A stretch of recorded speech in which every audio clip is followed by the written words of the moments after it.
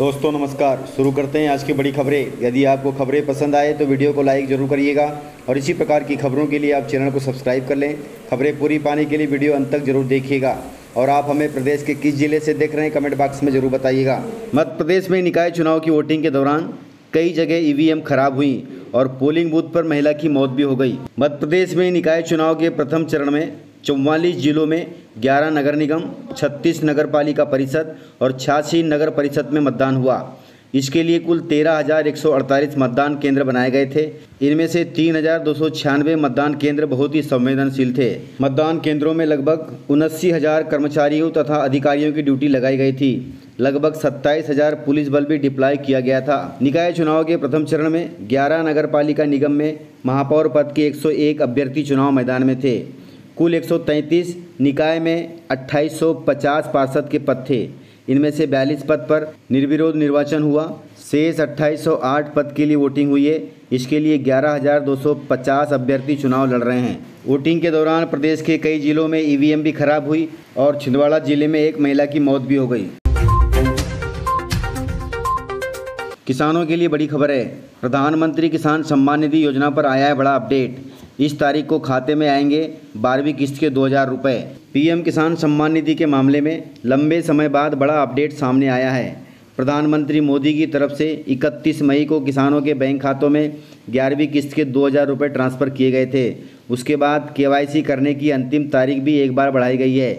लेकिन अब 12वीं किस्त खाते में कब आएगी, इसको लेकर जानकारी सामने आ रही है। अब किसानों को 12वीं किस्त का इंतजार है। इस किस्त का पैसा अगस्त से सितंबर के बीच ट्रांसफ़र होने की उम्मीद है।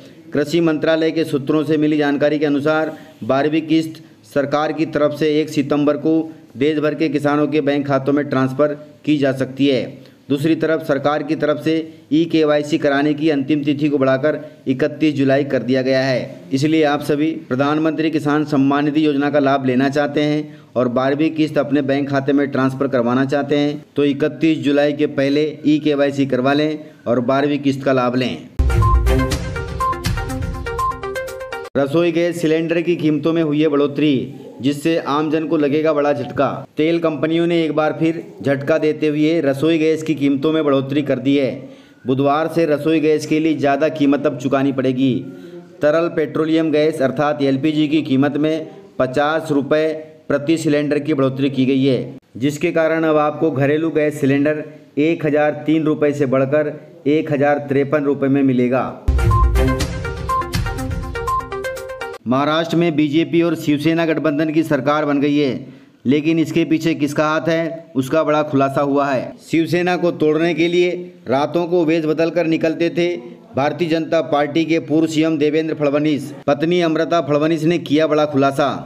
महाराष्ट्र के डिप्टी सीएम बने देवेंद्र फडणवीस की पत्नी अमृता फडणवीस ने उन्हें लेकर बड़ा खुलासा किया है। एकनाथ शिंदे गुट की बगावत और उद्धव सरकार पर आए संकट के बीच देवेंद्र फडणवीस किस तरह से चुपचाप सक्रिय थे, इस बारे में उन्होंने दुनिया को बताया।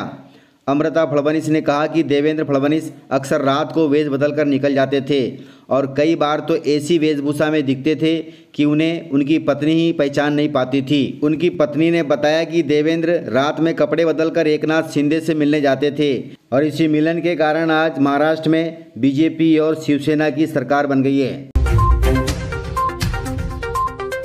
किसानों के लिए बड़ी खबर है। वर्ष 2025 तक यूरिया के मामले में आत्मनिर्भर बन जाएगा भारत। अब नहीं मांगनी पड़ेगी विदेशों से यूरिया की खेप। केंद्रीय मंत्री ने कहा कि हम 2025 के अंत तक यूरिया के मामले में आत्मनिर्भर हो जाएंगे और आयात पर कोई निर्भरता नहीं रहेगी।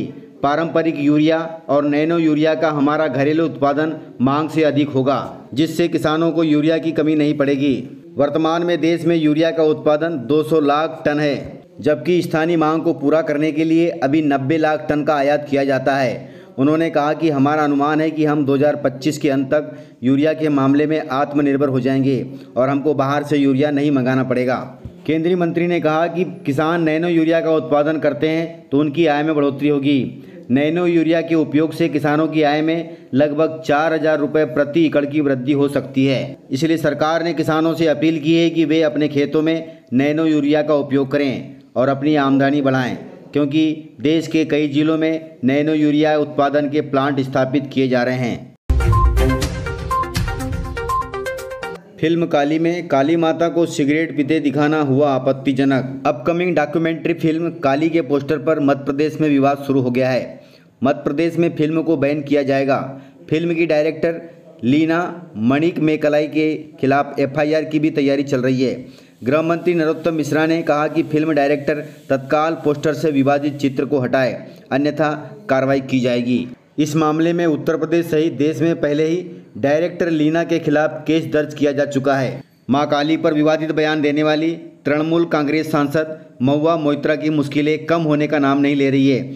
देश भर में उनके खिलाफ प्रदर्शन होने के बाद अब मध्य प्रदेश की राजधानी भोपाल में भी उनके खिलाफ एफआईआर दर्ज की गई है। इस दौरान मध्य प्रदेश के मुख्यमंत्री शिवराज सिंह चौहान ने हुंकार भरते हुए कहा कि हिंदू देवी देवताओं का अपमान किसी भी कीमत पर बर्दाश्त नहीं किया जाएगा। आज अर्थात 8 जुलाई को सीएम शिवराज सिंह चौहान का बालाघाट आगमन हो रहा है। भाजपा प्रत्याशियों के समर्थन में शिवराज सिंह चौहान करेंगे जनसभा को संबोधित। मध्य प्रदेश के मुख्यमंत्री शिवराज सिंह चौहान 8 जुलाई को निजी हेलीकॉप्टर से बालाघाट पहुंचेंगे। वह बालाघाट में भाजपा प्रत्याशियों के समर्थन में जनसभा को संबोधित करेंगे। यदि आप बालाघाट जिले से हैं तो जरूर सीएम शिवराज सिंह चौहान की सभा में शामिल हो सकते हैं। मध्य प्रदेश में तीसरे चरण के पंचायत चुनाव हुए ड्राई डे घोषित। पंचायत चुनाव के तीसरे चरण के मतदान के दौरान कलेक्टर ने शराब बिक्री पर प्रतिबंध के आदेश जारी कर दिए हैं।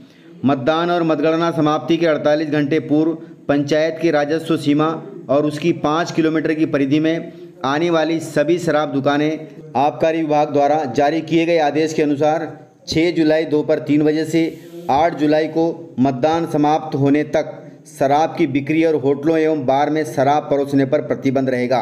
इसलिए ध्यान रखिएगा, यदि आप मतदाता हैं या फिर आप उम्मीदवार हैं तो इन सभी बातों का ध्यान रखें, अन्यथा शिकायत होने पर कार्रवाई हो सकती है। देश में 1 जुलाई से सिंगल यूज प्लास्टिक पर प्रतिबंध लग गया है, लेकिन इसका इस्तेमाल धड़ल्ले से हो रहा है। देश में 1 जुलाई से सिंगल यूज प्लास्टिक के इस्तेमाल पर प्रतिबंध लगाने के बावजूद भी पीवीसी पॉलीथीन, प्लास्टिक के गिलास, चम्मच, थर्मोकॉल, कप, प्लेट अब भी बेधड़क इस्तेमाल किए जा रहे हैं। इसके लिए न तो बेचने वालों को कोई रोक रहा है और न ही खरीदार उन्हें टोक रहा है। इस पर प्रशासन को संज्ञान लेना चाहिए और जिस चीज़ पर बैन लग गया है, यदि उस चीज़ का इस्तेमाल होता है तो उस पर बड़ी कार्रवाई होनी चाहिए। केंद्रीय मंत्री मुख्तार अब्बास नकवी ने केंद्रीय मंत्रिमंडल से दिया इस्तीफा। ये बीजेपी से उपराष्ट्रपति पद के हो सकते हैं उम्मीदवार। केंद्रीय मंत्री मुख्तार अब्बास नकवी ने बुधवार को प्रधानमंत्री नरेंद्र मोदी से मुलाकात कर केंद्रीय मंत्रिमंडल से इस्तीफा दे दिया है। नकवी केंद्रीय अल्पसंख्यक मामलों के मंत्री थे। इस्तीफा सौंपने से पहले नकवी ने कैबिनेट बैठक में हिस्सा भी लिया, जहां मंत्री के तौर पर नकवी के योगदान की पूरे मंत्रिमंडल ने तारीफ भी की। नकवी का राज्यसभा कार्यकाल 6 जुलाई को समाप्त हो रहा है, इसी कारण उन्होंने इस्तीफा दिया। हालांकि कहा जा रहा है कि ये देश के उपराष्ट्रपति पद के उम्मीदवार हो सकते हैं। तो इस प्रकार से जानकारियां थी। यदि आपको जानकारियां पसंद आई हो तो वीडियो को लाइक जरूर करिएगा, और यदि आपने वीडियो पूरा देखा है तो उसके लिए बहुत बहुत धन्यवाद। तो मिलते हैं सर अगले वीडियो के साथ, तब तक के लिए जय हिंद।